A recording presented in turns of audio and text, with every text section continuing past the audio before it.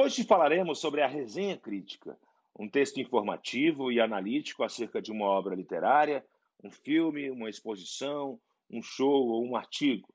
Esse texto contém detalhes expositivos sobre a obra e também comentários críticos que revelam a opinião do resenhista sobre essa obra. Mas não se engane, se trata de opiniões fundamentadas, explicadas e argumentadas. Primeiro, a gente vai ver um vídeo para saber mais sobre o tema. Enquanto assistimos, reflita: o que torna a resenha crítica diferente de um simples resumo? O que ela busca avaliar? Como é a sua escrita? Depois, vamos ver uma entrevista com o escritor Braulio Tavares. Tente pensar quais informações e características você destacaria numa resenha crítica sobre uma obra de ficção científica. Boa aula! Olá, tudo bem? Na aula de hoje a gente vai aprender a escrever uma resenha. Bom, esse é um texto interessante porque ele está muito conectado ao consumo artístico, ou seja, aquelas obras de arte que a gente consome no dia a dia. Por isso que a gente diz que a resenha é o texto da apreciação e da avaliação. Às vezes a gente tem um comportamento crítico diante de uma obra cultural logo quando a gente acaba de assistir. Por exemplo, a gente sai do cinema e conversa com os amigos sobre as nossas opiniões acerca de um filme que a gente assistiu. Ou depois que a gente lê um livro e quer fazer um comentário sobre aquela obra, sobre os personagens, sobre o autor. Existe um gênero textual muito cobrado nas escolas e nas universidades, que é a resenha, que serve exatamente para a gente se posicionar diante de uma obra, a gente colocar o nosso ponto de vista, apreciar, avaliar, fazer uma crítica a um objeto artístico. A resenha tem esse caráter crítico, mas ela também tem outras variações que a gente vai aprender hoje. O que é interessante de você observar é que trata-se de um texto que constrói uma argumentação, uma informação e uma descrição fundamentais para o interlocutor, ou seja, quem lê uma resenha também pode se influenciar pelas opiniões do resenhista. A gente chama de resenhista a pessoa que escreve uma resenha. Resenha hoje em dia em alguns lugares do Brasil virou uma gíria, né, para uma brincadeira entre amigos e tudo mais, mas é bom que a gente foque na resenha como gênero textual, ok? Não vai confundir não.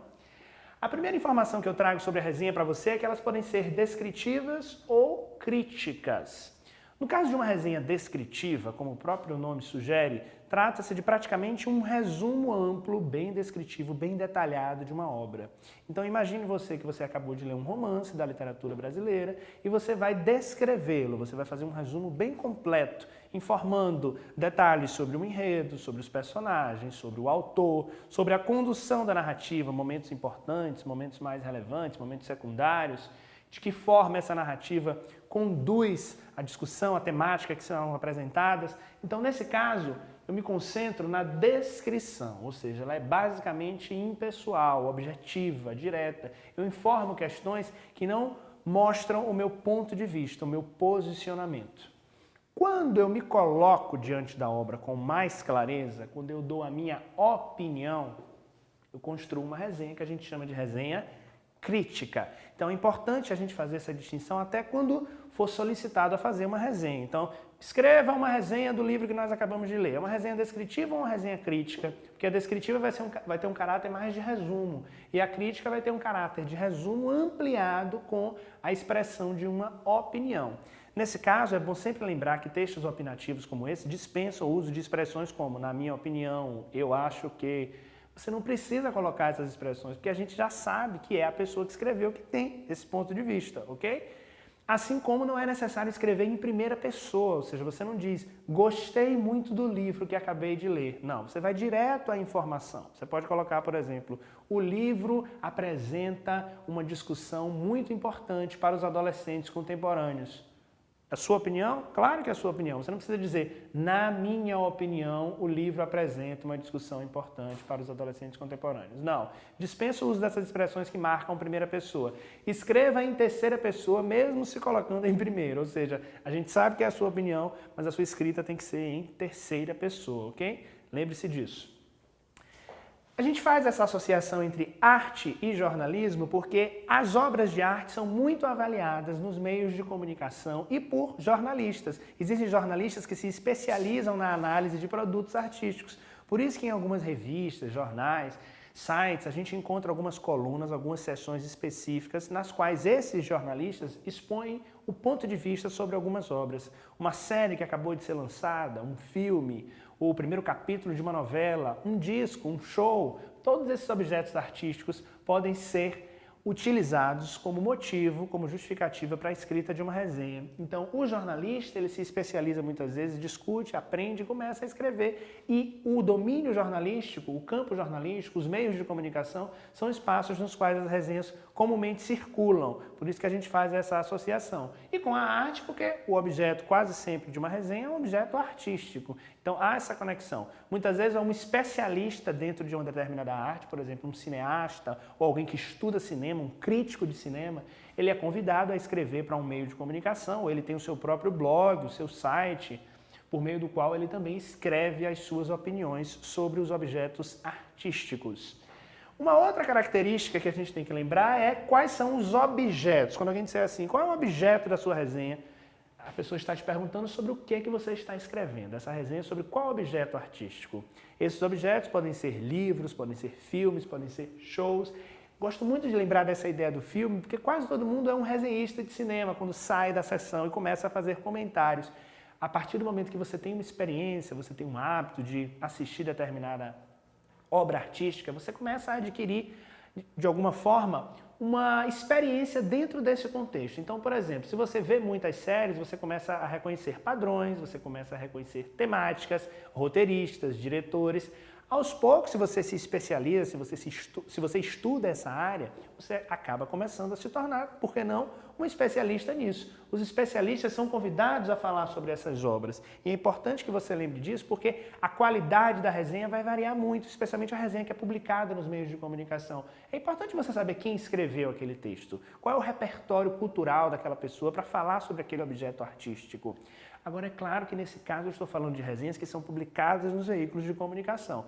A resenha que é solicitada a você no ambiente escolar pede a você um estudo, uma preparação. Então você não precisa ser um especialista em literatura para fazer uma resenha sobre um romance que você acabou de ler, sobre um livro de poesias, um livro de contos e de crônicas. Não. O que é que você tem que fazer nesse caso? Estudar minuciosamente a obra, a temática e escrever a sua resenha. A subjetividade e a experiência, ou seja, lembrar dessas duas palavrinhas-chave, porque existe a subjetividade de quem escreve, a subjetividade do resenhista, ou seja, o ponto de vista dele, a opinião, o modo que ele se coloca no texto, e existe a experiência, ou seja, o quanto aquela pessoa domina aquela temática para escrever sobre ela. Você, como estudante, estude muito antes de escrever a resenha. Se você for fazer a resenha, por exemplo, de um filme sobre racismo, é importante você pesquisar sobre outros filmes sobre essa temática, para que você não fique concentrado apenas naquela obra sem fazer conexões com outras. Calma, você não vai fazer a resenha de duas obras, mas é importante que você saiba a posição daquela obra dentro de um contexto, porque aí você pode fazer comparações, associações, comentários mais aprofundados que mostram que você foi além do básico, além do superficial. Então, estude, pesquise e vá além.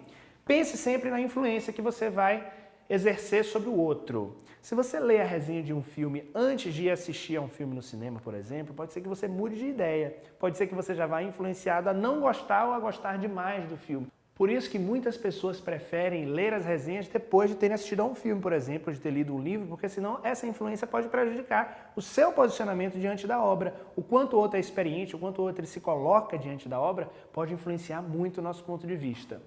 Bom, e na hora que você for escrever, qual é o formato? Como é que eu construo esse texto?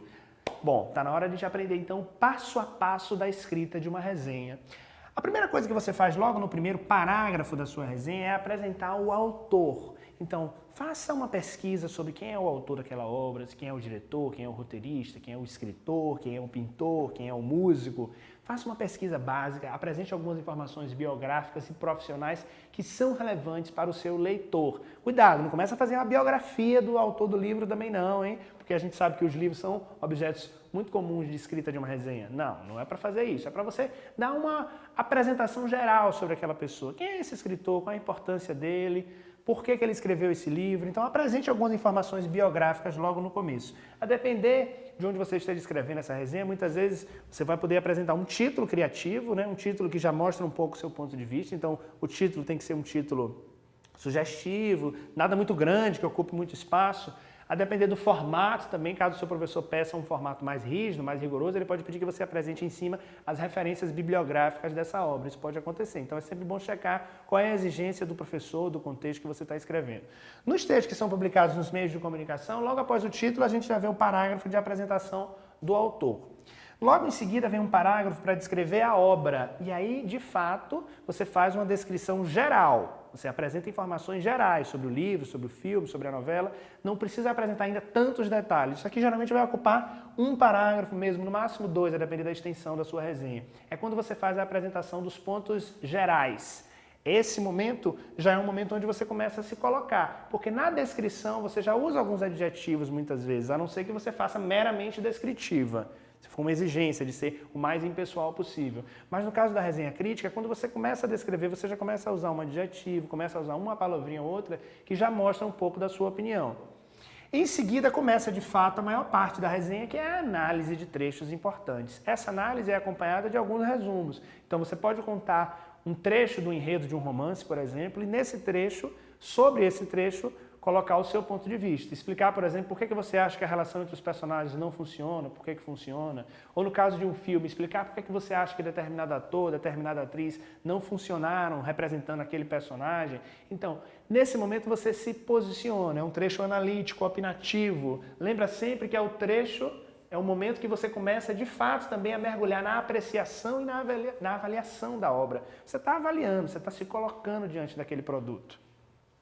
Depois que você faz vários parágrafos analíticos, porque são vários, perceba, se a sua resenha for muito grande, você vai ter que ter vários momentos de análise a depender da extensão do objeto cultural que você está analisando, né? Lembre que quando eu estiver falando de objeto, eu estou falando do que é que você está resenhando, o que é que o resenhista está escrevendo sobre o quê. Depois que você faz essas análises, você parte para a recomendação. Ao final de uma resenha, é necessário que o autor se coloque, ou seja, que ele diga se a obra é ou não recomendada. Esse é o momento mais claro da recomendação. É claro que quando você escreveu antes algumas coisas, antes, né, de você ter se posicionado no parágrafo final, você já colocou um pouco o seu ponto de vista, colocou até demais. A gente já vai saber se você gostou ou não gostou da obra.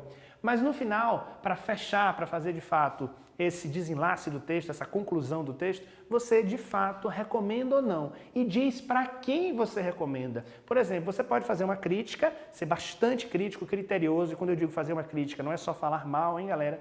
Crítica é se posicionar, é avaliar, é apreciar. Você pode fazer uma crítica positiva ou uma crítica negativa, você pode fazer uma análise crítica. Quando você se posiciona no final e recomenda, você também diz a que público-alvo essa resenha se dirige. Então você pode colocar, por exemplo, que embora o filme funcione bem para o público-alvo adolescente, não é uma obra tão interessante para o público adulto. Ou seja, você deixa claro que você tem possibilidades de apreciação dessa obra que são diferentes a depender do público. Também é um momento que você pode colocar a citação a outras obras depois da recomendação. Por exemplo, você diz, nesse livro encontramos informações relevantes sobre a história do Brasil, tal como em outros livros de determinados autores, ou seja, você cita, você sinaliza, porque aí o leitor da sua resenha pode querer depois se aprofundar nessa discussão e nessa temática. Ou seja, a sua resenha influenciou o repertório, a informação, o conteúdo, a cultura do seu leitor, porque ela apresentou informações relevantes e embasadas, ok? Sobre a linguagem e sobre o contexto, vai depender muito do que foi solicitado para você. Na maioria das vezes é uma linguagem formal, porque os contextos de apreciação e de colocação de uma resenha são contextos formais, meios de comunicação, escola, universidade. Mas, por exemplo, se for uma revista, um blog ou um site mais dedicado ao público adolescente, nesse espaço pode ser permitida a publicação de uma resenha mais informal, com gírias, com uma linguagem mais coloquial. Isso vai depender muito do contexto. Lembra disso, ok? Mas a linguagem, na maioria das vezes, é uma linguagem formal para que todo mundo compreenda, uma linguagem dentro da norma padrão da língua portuguesa. Então, da próxima vez que alguém te pedir uma resenha, já sabe, né? Você vai ter que se colocar, apreciar, avaliar, analisar, descrever e, muito provavelmente, fazer uma crítica de um objeto cultural, ok? Esse foi o tema da aula de hoje, resenha. Muito obrigado.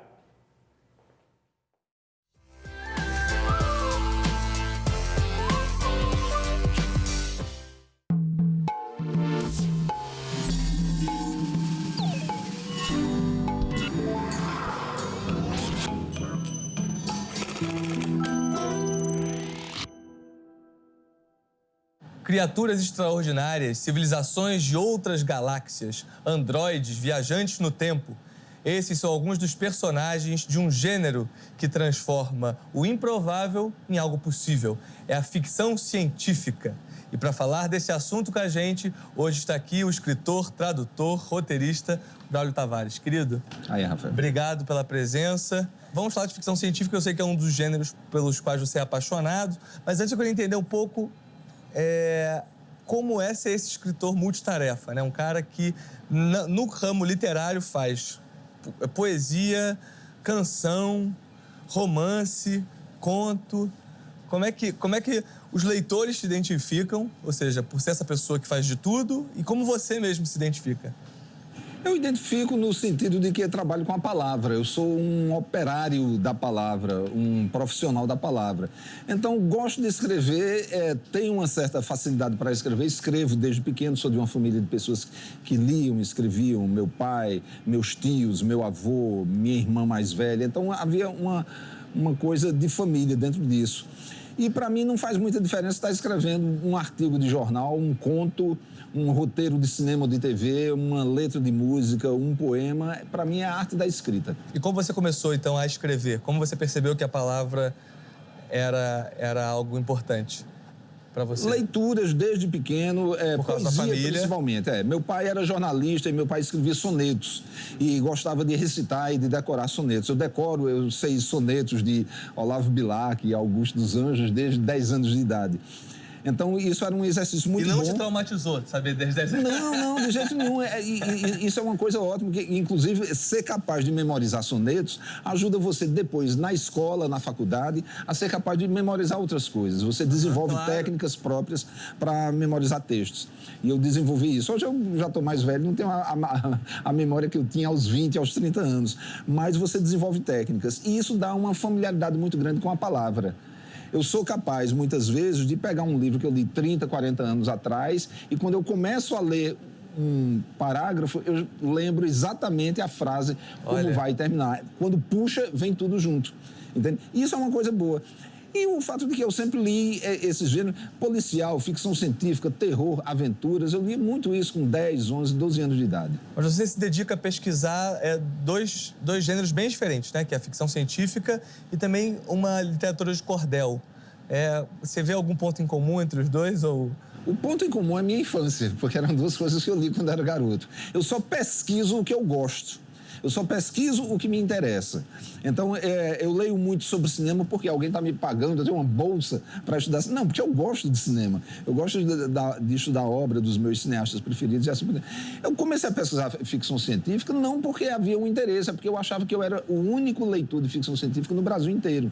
A única pessoa que se interessava, sabia que não era, mas acabei publicando um livro até para trazer para perto de mim, revelar ao meu redor as outras pessoas que também gostavam disso. Como é que foi isso? Conta desse livro. Foi quando a editora brasiliense, nos anos 80, criou a coleção Primeiros Passos, o que é isso, o que é aquilo. E eu fiquei esperando durante anos que alguém fizesse o que é ficção científica para eu comprar. Eu pensava que Fausto Cunha ia fazer isso. Tá aqui, ó, o que é ficção científica. Pronto. Então, já que ninguém fazia, eu fiz. Mas é uma coisa interessante. Esse livro saiu em 1986. E para preparar essa edição eletrônica, eu reli no ano passado. E eu não mudaria absolutamente nada. É uma coisa incrível, porque é um livro que foi escrito antes de eu começar a conhecer a comunidade de ficção científica, antes de começar a escrever ficção científica. E eu manteria aproximadamente 99% do que está nesse livro. Só que atualizaria as informações, porque é um livro dos anos 80. E aí, quando você publicou, você descobriu que havia outras pessoas... Eu entrei em contato com o Clube de Leitores de Ficção Científica de São Paulo, que tinha uma secção aqui no Rio de Janeiro. Fizemos um grupo de amigos e muitos deles se tornaram escritores também, como Fábio Fernandes, Gerson Lode Ribeiro e muitos outros que escrevem ficção científica aqui no Rio de Janeiro. E agora, então, entrando no tema ficção científica, eu queria que você falasse um pouco... tentasse, pelo menos, dar uma definição do que é ficção científica e em que medida ela se distancia da fantasia ou da distopia. Como é que você enxerga isso? Existem 10 mil definições de ficção científica, o que equivale a não existir nenhuma, né? Não existe nenhuma definitiva, uma definição definitiva. como se diz. Eu acho que ficção científica são todas as histórias em que existem transformações na realidade, transformações que podem ser explicadas, pelo menos tentativamente explicadas, por uma lei científica qualquer. Ou seja, tem que haver uma certa vinculação com a ciência, porque senão fica a fantasia pura e simples, fica um surrealismo ou um absurdismo puro e simples. Então, quanto mais preso a uma explicação lógica e racional a história estiver, mais próxima ela está da ficção científica. A gente não tem uma linha clara de daqui para cá é ficção científica e daqui para cá não é. Tem uma zona cinzenta muito grande nisso. É porque você pensa em ficção científica, você traz o elemento ciência necessariamente, né?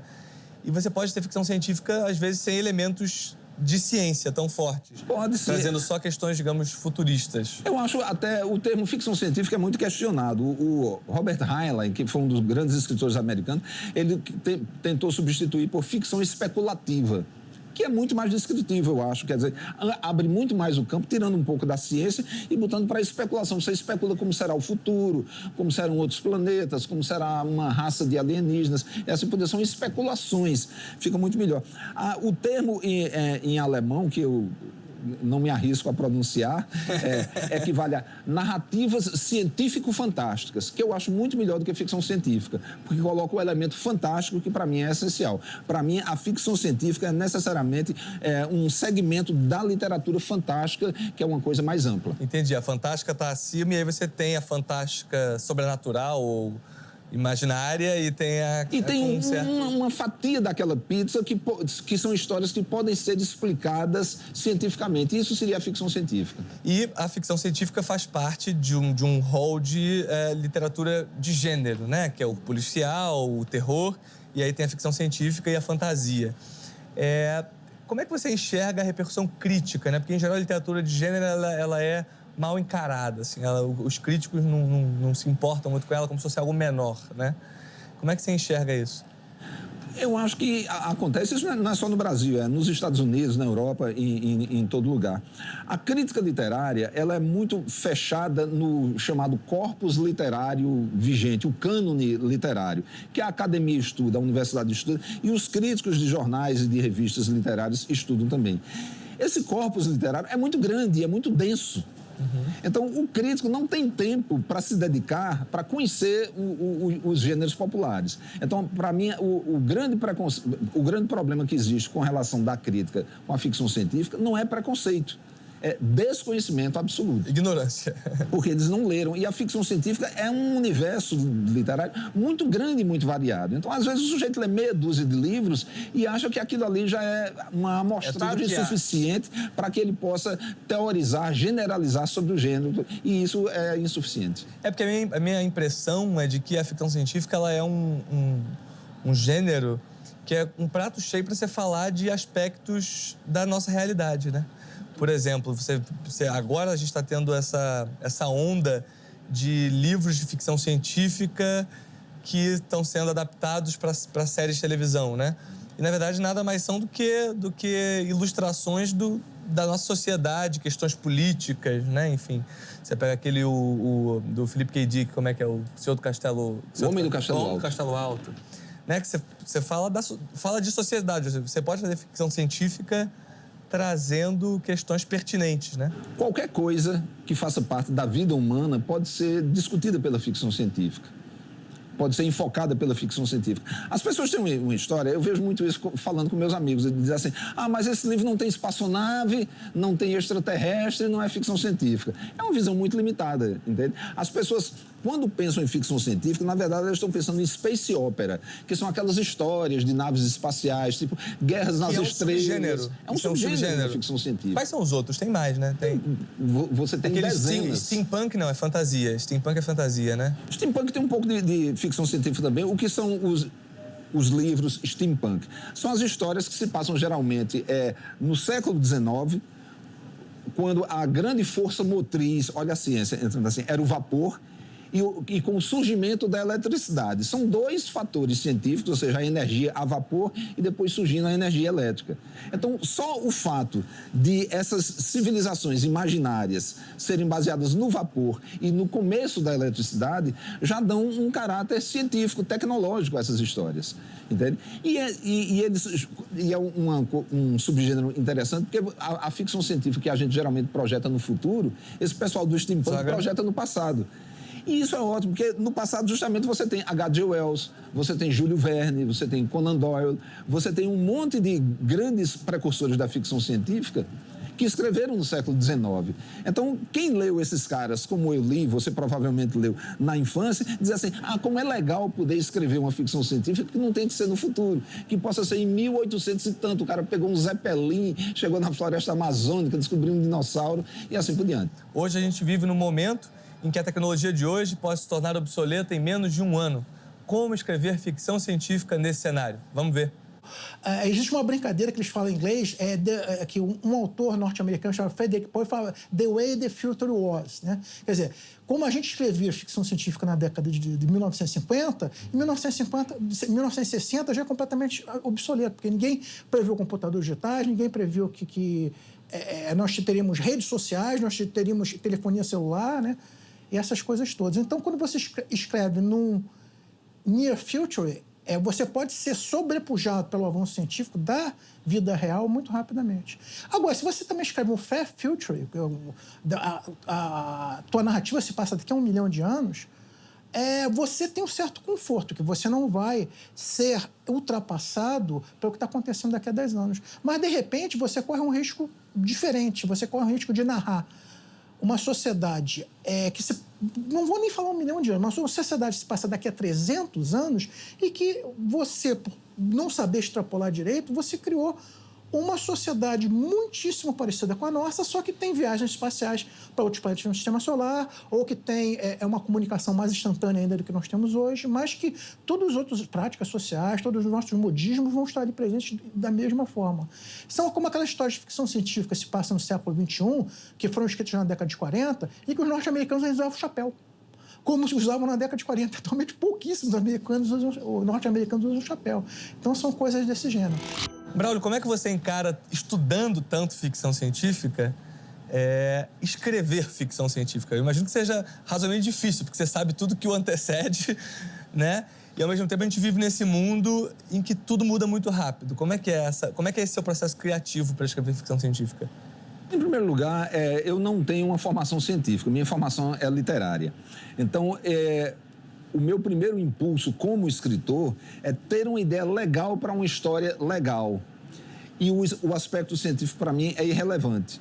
Então, se eu estou pensando num planeta, eu queria um planeta que fosse assim, assim, assim. Alguém vai dizer, mas como foi que as pessoas chegaram? Qual era a energia propulsora da nave? Não me interessa. Eu estou descrevendo um planeta e eu vou dizer somente o que eu sei. Eu acho, muitas vezes o escritor acha que precisa fazer um grande curso de ciência para escrever ficção científica. Não, você imagina uma história e você vai ver o que você vai precisar de ciência naquela história e você estuda aqueles pontos somente. Porque eu não acho que a ficção científica, ela é, acima de tudo, ficção. O científico é pequenininho. Para mim, é 95% ficção. Ficção em maiúscula, história científica. E científica é um tempero que você bota, um molho que você coloca por cima do prato depois de pronto, entende? Que é legal, é o que dá o sabor distintivo àquele prato. É a ciência na ficção científica. Mas, na verdade, a gente está contando histórias humanas, histórias sociais, histórias de pessoas, histórias de grupos, histórias de povos, de aventuras, de mistérios, seja lá o que for. E tem dentro disso um elemento de ciência, que para mim não é o essencial. Agora, se você quer escrever sobre uma tecnologia específica, você tem que saber que dentro de alguns anos aquilo vai estar superado. De volta ao papo aqui, Braulio, a gente estava falando da contradição.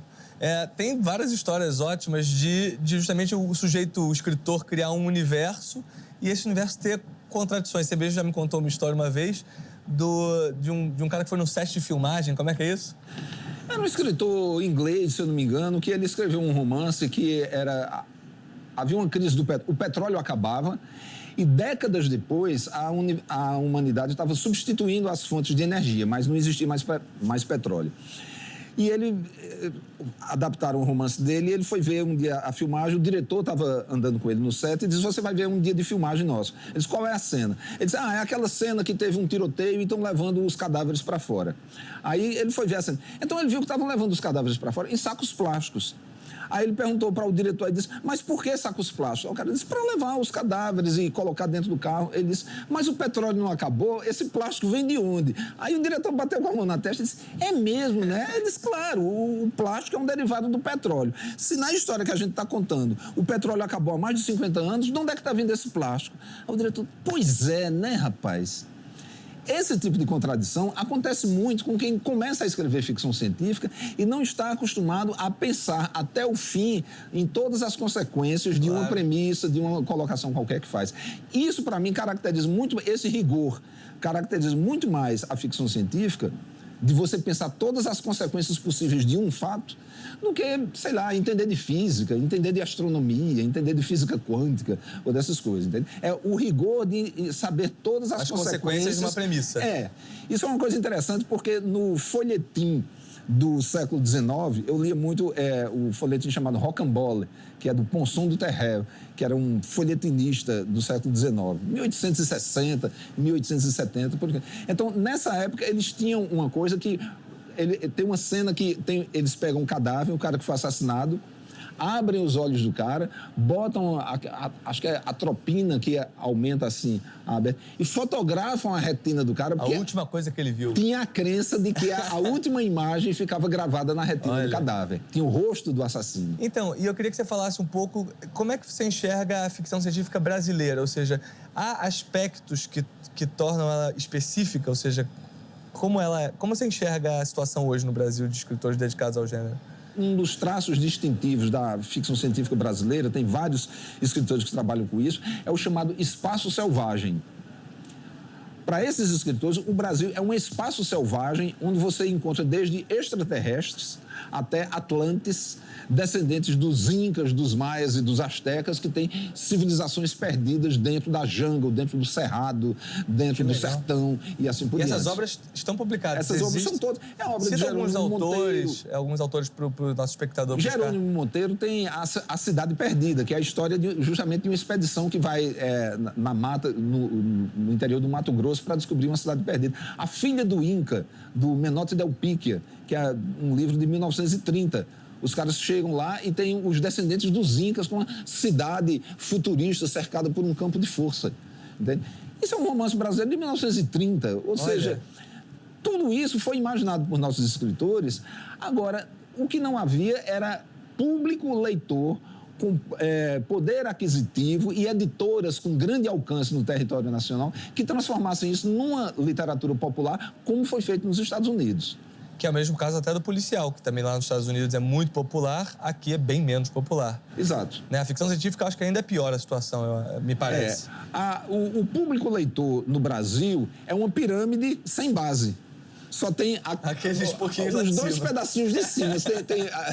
Tem o bico da pirâmide, tem a laje de baixo e não tem a base. E isso é o público leitor no Brasil. Só quem lê são as pessoas lá de cima. E como você acha que a gente pode conquistar esse público leitor? Porque uma coisa que eu tenho visto são algumas editoras ou selos dedicados à literatura de gênero e principalmente à fantasia e à ficção científica, que fazem livros luxuosíssimos, né? Você tem a Aleph, por exemplo, com uns livros incríveis aqui, né? Lindos. Lindos.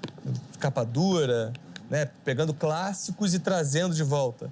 Você tem a Suma, e até um dos livros aqui que você traduziu para a Suma. Também, olha, uma capa linda, capa dura, olha isso. Esse eu traduzi, o Livro do Juízo Final, o romance maravilhoso da Connie Willis. E é uma maneira, então, de você atrair o leitor. Você acha que essa é uma das coisas que a gente pode fazer para fazer a galera jovem, que adora as séries de televisão, passar a ler ficção científica? Para você pegar novos leitores nessa faixa de cima, porque esses livros são caros.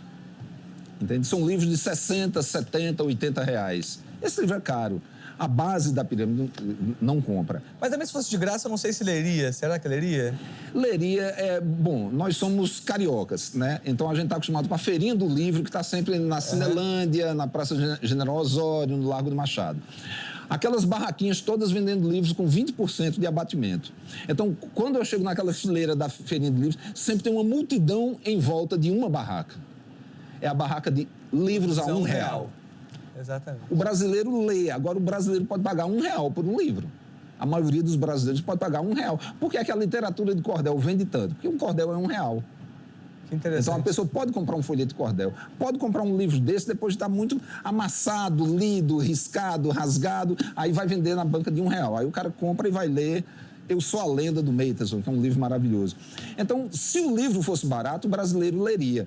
A única maneira de você ter um público leitor da ficção científica é você fazer uma revolução social no Brasil, você dá poder aquisitivo às pessoas, você dá educação para as pessoas, para você ter não somente a pessoa que saiba ler, a pessoa que saiba ler e entender um livro de certa complexidade e que tenha poder aquisitivo para comprar esse livro com certa regularidade também. Comprar um livro por mês. Braulio, eu aguardo que você escreva um livro sobre o Brasil nesse momento. Só não sei se vai ser um livro de ficção científica ou de fantasia, mas a gente discute. Mas seria legal um livro mostrando esse Brasil em que a gente consiga vender livro a R$1. Tomara que a gente chegue lá um dia, vamos ver. Chegar. A ficção científica sempre foi um espaço para se discutir os limites éticos do avanço tecnológico, como clonagem, robótica e vários outros temas. E hoje, quais são os desafios? Vamos ver. Tem temas que surgiram na ficção científica há 30, 40, 50 anos, mas que eles permanecem atuais. Por exemplo, a questão do genoma que você citou, a eugenia, né? Devemos melhorar o nosso programa genético para nos tornarmos super-humanos? Sim, não, e os riscos que derivam dessas manipulações, até que ponto nós devemos mexer na nossa natureza? Essa é uma questão ética fundamental que a ficção científica abordou praticamente desde os seus primórdios com Frankenstein no início do século XIX. Né? Existem algumas temáticas que são mais atuais, porque em enredos antigos realmente não tinha como a gente mensurar ainda e começar a discutir. Por exemplo, a gente já discute os direitos humanos dos diferentes. Né? Seria os direitos humanos de cidadania plena para as inteligências artificiais autoconscientes. Se ela tem autoconsciência, se ela é um ser, se ela é uma individualidade, ela deve ter direitos de cidadania plena ou ela é um objeto, ela é um produto. Outra temática que é muito interessante também e que se espelha na discussão, nas diferenças, em todos os questionamentos que nós fazemos sobre o racismo, as questões éticas geradas com o combate ao racismo, transportando isso para o futuro, quando nós vamos começar a ter contato com outras espécies inteligentes, seria o especismo. Né? O especismo em que você diz, não, esses caras alienígenas podem ser muito inteligentes, mas eles não são humanos. Então, eu não posso tratá-los como se eles fossem humanos. Eles não são iguais a nós. Mas será que não são? No fundo, lá dentro, não são?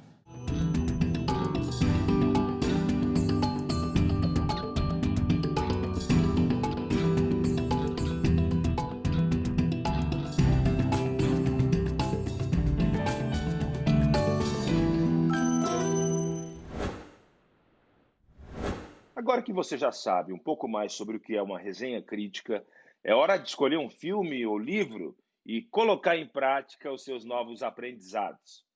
A ficção científica não é obrigatória não, viu? Apenas uma sugestão. Você pode escolher outra temática para se guiar caso prefira.